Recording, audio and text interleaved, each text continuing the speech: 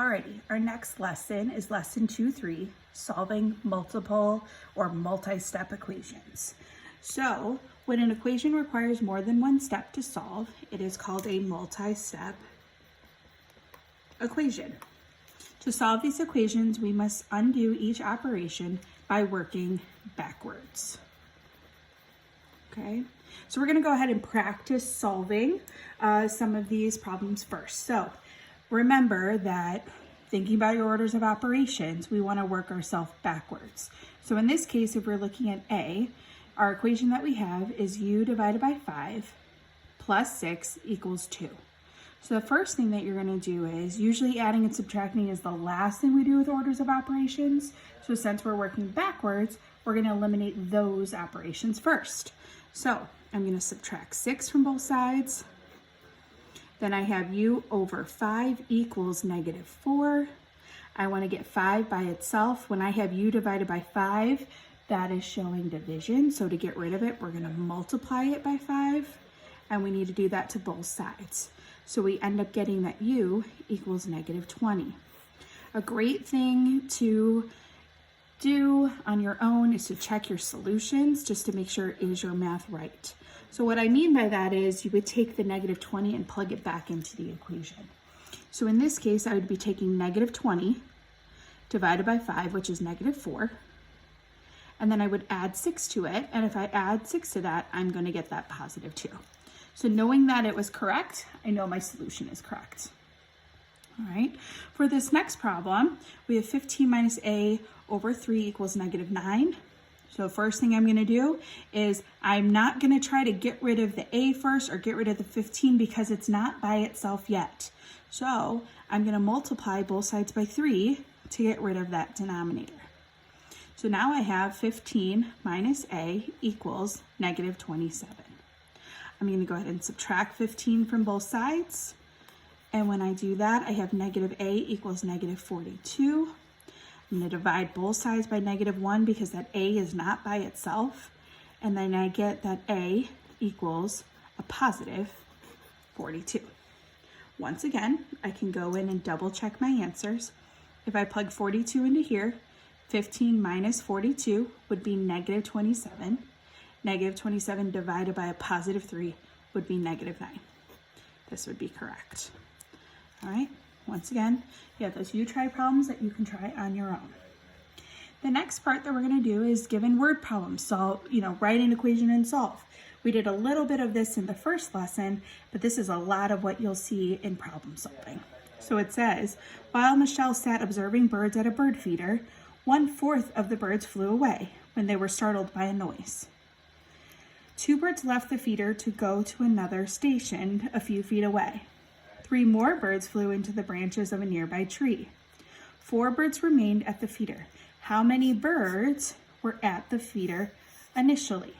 Okay, so that unknown that we're solving for is birds. So you can use any letter. I know sometimes people are going to want to use B because it's for birds, but just remember, B looks pretty similar to 6. Okay, so you may not want to use B as a variable. So be very selective on the variables that you use. So I'm going to just use X. So X equals number of birds. Okay, so now what I want to do is essentially kind of work myself backwards. So I know that there are 4 birds that are left over. So once all these birds left, I know now it's equal to 4. Okay, so if I notice there were 3 birds that flew away, 2 birds that flew away, right? So all of those birds are flying away. That's subtracting 5. And because I'm working myself backwards, I need to think about this 1/4. 1/4 of them are flying away, which means that there are 3/4 that are remaining. So the way we would represent that is 3/4 of the birds, of the initial birds, are there. And then I'm going to subtract 5 from it to get 4 that are left over. So now here's your equation. And now I'm going to go ahead and solve. So add 5 to both sides. I have 3/4 x equals 9. And remember, to get rid of 3/4, I'll multiply by the reciprocal. I'm going to make my math a lot easier for me by simplifying opposite numerators and denominators. This will be 1, this will be 3. Now we have 3 times 4 is 12. So my final answer is that there were 12 birds originally. Okay, let's try one more together. I'm going to go ahead and skip 2a, but I'm going to go to 2b. So it says 3/4 of the difference of a number and 7 is -15. What's the number? And write an equation. So I'm going to identify that is, so I know where it is in my equation. I'm going to identify my unknown. So I'm trying to figure out what that number is. So I'm going to define my variable. So x equals our number. Okay, so it says, so I know it's going to equal -15. I have 3/4 of the difference of a number and 7. So of, meaning multiplication, 3/4 is a fraction of difference, means subtraction, a number and 7. So a number and 7. Okay, and actually, let me go ahead and make this x because I forgot that I used x for number. So now that I'm here, I'm going to go ahead and solve. If you want, you can distribute the 3/4, but then you got to work with with fractions, and I'm sure most of you would prefer not to. So instead, you could divide both sides by 3/4, which is the same thing as multiplying by the reciprocal. So whichever one you choose, that's fine. But one thing I wanted to review is, let's say we have -15 over 3/4. This is called a complex fraction. So what that means is you're going to take -15. Remember that this line in here is going to show dividing by, and then 3/4. So when we divide with fractions, keep, switch division to multiplication, and then flip. Okay, which we said before, I could do the same thing by multiplying by 4/3. Okay, it's doing the same thing for us. Once again, I'm going to make my math a little easier. I'm going to divide both things by 3, so I end up getting -5. So now I'm doing -5 times 4, which is -20. So I'm left with x minus 7 equals -20. I'm going to add 7 to both sides, and I get x equals -13. Don't forget that you can always go back and check your solutions just to make sure that you did the work correctly. The last part of this is talking about consecutive integers. And I'm going to tell you that you are going to use this equation, all three of these equations, a lot. Okay? So consecutive integers are integers in counting order, such as 4, 5, 6, or n plus 1, n plus 2. Counting by 2 will result in consecutive even integers if you start with an integer n that's even, and consecutive odd integers if you're starting with an integer that's odd. So these equations in here, n, you're always going to start with n because n is going to be your starting number. If we're trying to do consecutive, think about when we had this example of 4, 5, 6, n would be 4. In order to get to 5, I would have to take n plus 1. And then in order to get 6, I always relate everything back to the original number. I would have to do n plus 2. Okay, so that's what that equation's going from. With consecutive even and odd integers, it's the exact same equation no matter what. Okay, so once again, if you start with this unknown, and I'm going to just use the example in here, -2, the next even number from there going up would be 0, and then +2. So in order to get from -2 to 0, I have to add 2, so n plus 2.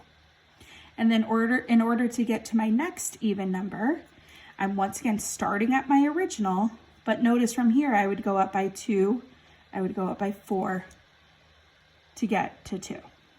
The same thing holds true for negative. So they did -1, 1, -3. So if I'm starting at -1, which is my n, if I take -1 plus 2, I get 1. If I take -1 plus 4, I get -3. So that's why you're going to use those every single time. So write an equation for the problem below, then solve the equation and answer the problem. So find 3 consecutive even integers whose sum is 120. So just like we refer to here, consecutive even integers, we're going to use the formula. N plus 2, n plus 4. Since we're finding the sum, we're adding them together. So n will be your first even number, plus n plus 2, your second even number, plus n plus 4. If you want to put parentheses around each of the integers, you can, to show that these are your 3 consecutive even integers, by all means, is 120. So now you're going to solve. So you're going to combine like terms. I have 3n plus 6 equals 120. Subtract 6 from both sides, and I get 3n equals 114. I'm going to divide both sides by 3, and I end up getting that n equals 38. Okay, so n is giving me my first even number. It's asking me to find all 3 of them. So if this is my first one, that's going to represent this n here. In order to get to my next even integer, I would do n, 38, plus 2, which would be 40. And then to get to my next even number, I would do n plus 4, so 38 plus 4 is 42. All 3 of those would be your solutions. Okay? Then the final one, I'll just set up the equation for it. You can take the time to solve it yourself. Find 3 consecutive integers. It's not telling you odd or even, so you're going to use the first equation, and you're finding the sum of 45. So we're going to take n, first number, it will always start with n, plus the next the next integer would be adding 1, and then the next integer you would have to add 2 to the original, and that it equals 45. All right, there's the end of lesson 3.